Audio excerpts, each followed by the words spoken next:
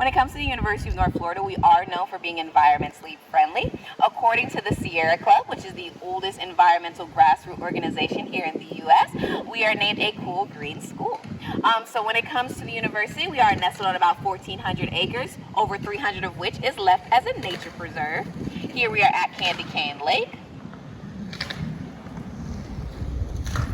So this nature preserve has over 300 miles of hiking trails. We do have our eco adventures where we have that zip lining. You can check out camping equipment. We have all of these things that you can do. And this is something that's included in your tuition, so it's nothing that you have to pay out of pocket. So if you're really into that nature aspect, eco adventures as well as our hiking trail might be the place for you.